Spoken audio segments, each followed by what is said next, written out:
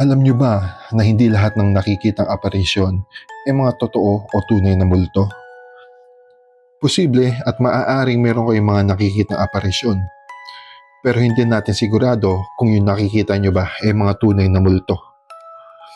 Dahil merong isang phenomenon na tinatawag tayong residual energies or residual hauntings, at tinatawag din natin yung imprints. At ano ba yung pinagkaiba ng imprint sa totohanang multo? Una, ano nga ba yung imprints or yung residual energies or residual hauntings?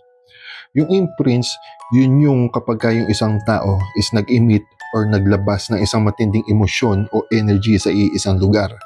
Negative energy man yan, positive or traumatic energy or emotion, masaya o malungkot.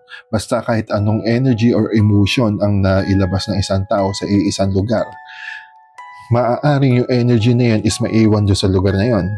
And kapag mayroong isang tao na pumunta sa lugar na yon at sensitive yung tao na yon, pwede niyang maramdaman kung ano yung energy or yung emotion na naiwan doon sa lugar na yon.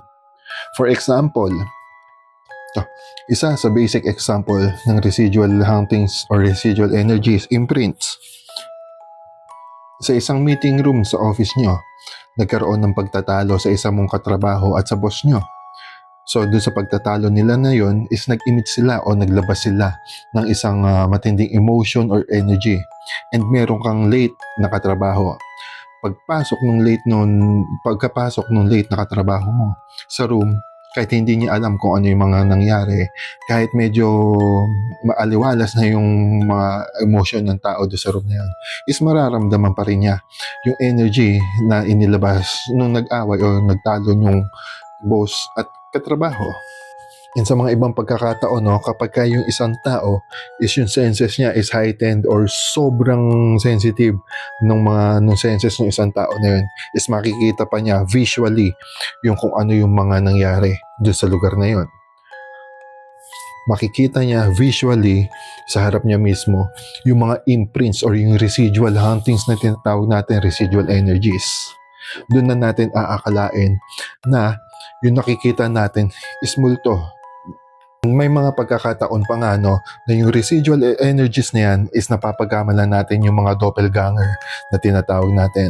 Dahil meron tayong mga kakilala na buhay pa pero nakikita natin yung mga naiwan nilang energy sa isang lugar, tapos magugulat tayo, makikita natin sila na nasa ibang lugar pala, hindi doon sa kung saan natin nakita yung residual energies niya, yung imprint ng tao na yun.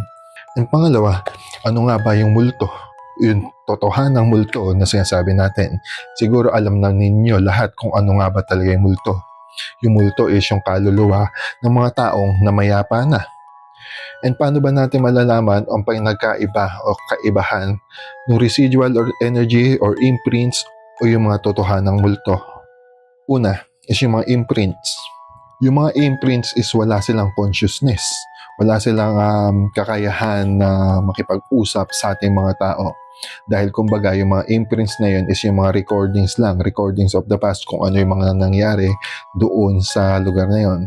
Na kahit anong gawin mong tapang mo o gawin mong kausap sa mga imprints na yun, pagka nakakita ka, is wala silang gagawing sagot sa inyo. Hindi ka nila sasagutin, hindi ka nila papansinin. Ganun yung imprints, wala silang consciousness. Unlike dun sa mga katotohanan or totohanang mga multo na meron silang sariling consciousness.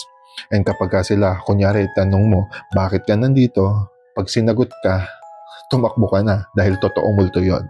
Dahil yung may mga consciousness and maaaring sila pa yung mismong unang kakausap sa iyo. Yun yung kaibahan ng mga imprints sa mga totohanang multo. Kaya bago kayo matakot, kung meron man kayong makikitang apparition, kailangan nyo munang malaman kung ano nga ba talaga yun. Kung imprints lang ba sila o may totohanang multo ka nang nasa harapan mo at nakikita. And again, sa mga followers natin, sa mga nakanood ng video na to, maraming salamat sa inyong mga suporta. And God bless always sa atin lahat, and tuloy-tuloy ng pagsuporta sa atin sa video natin. Maraming salamat.